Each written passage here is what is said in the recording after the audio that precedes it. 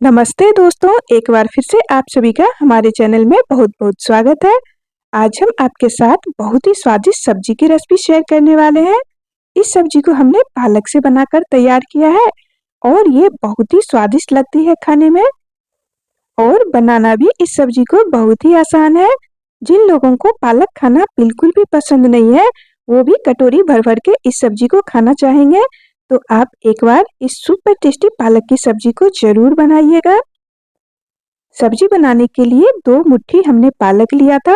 पालक को किसी बड़े बर्तन में डालकर और 2 से 3 बार अच्छे से धो लीजिएगा। पालक में मिट्टी रहती है तो उसे अच्छे से निकालना है। जब पानी सारा छन जाए तो उसे बारीक-बारीक इस तरह से काट लीजिए। अब पालक में हमने आधा छोटा चम्मच नमक डाल दिया है। नमक को बढ़िया से मिला लीजिए और इसे ढककर लगभग 10 से 15 मिनट के लिए रख दीजिए। पालक में नमक मिलाकर रखे हुए लगभग 15 मिनट हो गए हैं। तो अब पालक में जितना भी पानी होगा नमक डालने की वजह से सारा पानी इसका निकल गया है। तो आप यहाँ पर देख सकते हैं, पर इसका पानी हमें बहुत ही अच्छे से निचोड़ना है। तो सबसे पहले हाथों को अच्छे से धो लीजिए और इसके बाद दोनों हाथों में पालक के पत्तों को इस तरह से दबा-दबा कर और इसका सारा पानी निचोड़ लेना है। इसी तरह से सारे पत्तों का पानी अच्छे से निचोड़ कर रख लेना है और पालक का जो बचेगा पानी, इस पानी को हमें ग्रेवी में इस्तेमाल कर लेना है या अगर आप पूरी बना रहे हैं तो उससे आटा लगा सकते हैं।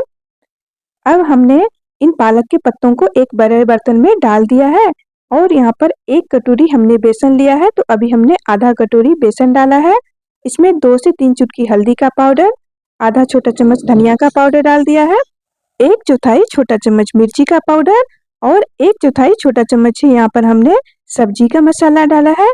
2 से 3 चुटकी हींग डाल दीजिए और यहाँ पर 1/4 छोटा चम्मच ही जीरा डाल दीजिए और यहाँ पर हमने ग्रेवी के लिए अदरक, लहसुन और हरी मिर्ची को कूटकर तैयार किया था, उसी में से थोड़ा-सा डाल दिया है और ज़रा-सा बारीक कटा हुआ प्याज डाल दीजिए।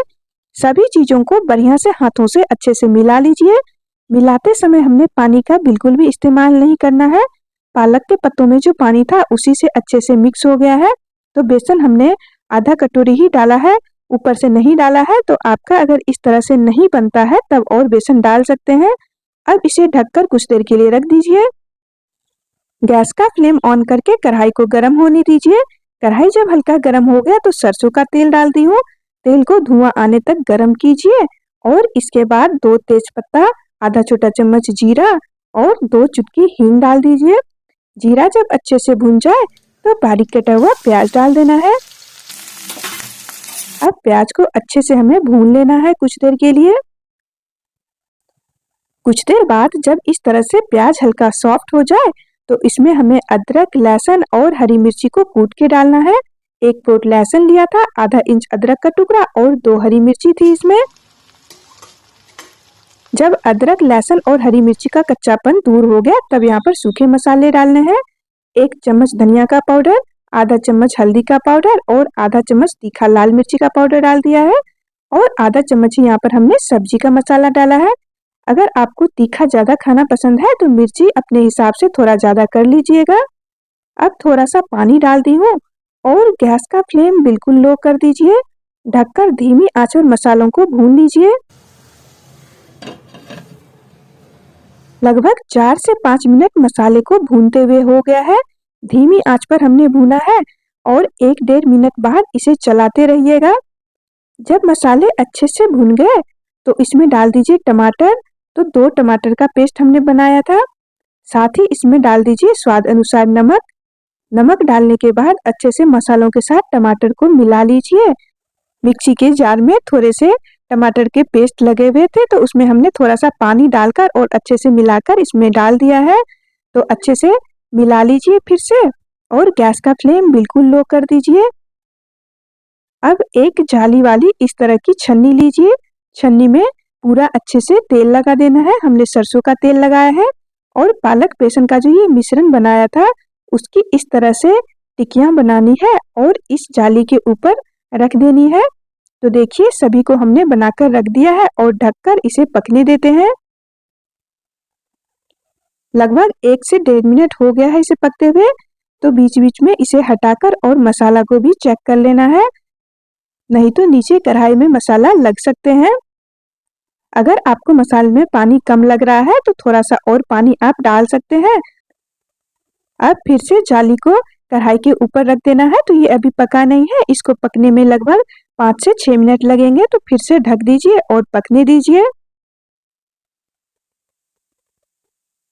लगभग 5 से 6 मिनट हो गए हैं, तो ये देख सकते हैं, जब ये दोनों तरफ से ड्राई हो जाए तो समझ जाए कि ये अच्छे से पक चुका है।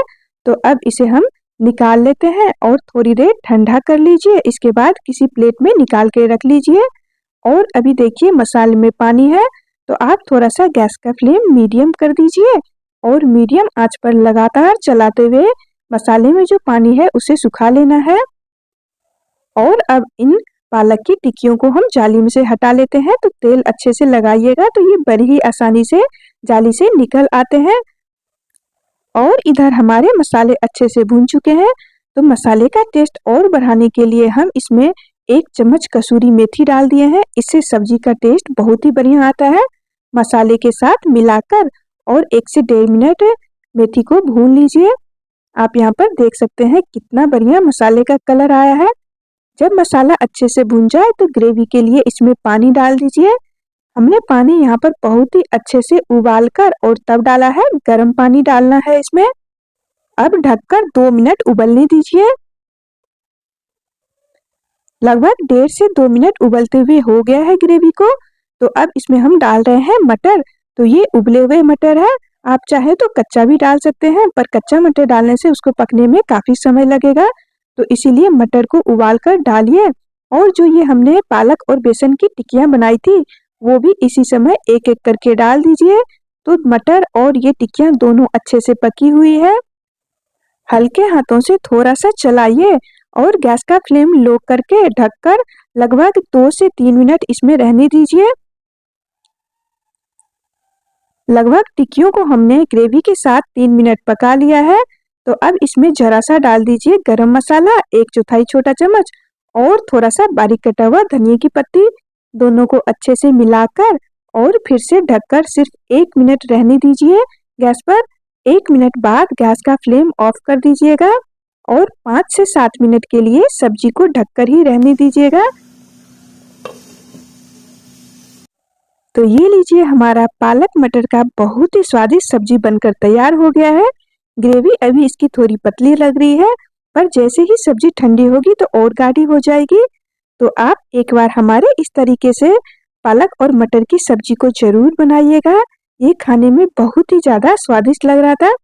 इस सब्जी को आप रोटी और चावल दोनों के साथ खा सकते हैं, दोनों के साथ ही बहुत ही ज़्यादा स्वादिष्ट लग रही थी खाने में। तो आप एक बार ज़रूर बनाइएगा और आपको ये सब्जी की रेसिपी कैसी लगी कमेंट करके बताना मत भूलिएगा। यदि आपको रेसिपी पसंद आई तो प्लीज़ वीडियो को एक लाइक कर दें। यहाँ तक बने रहने के लिए आपका धन्यवाद।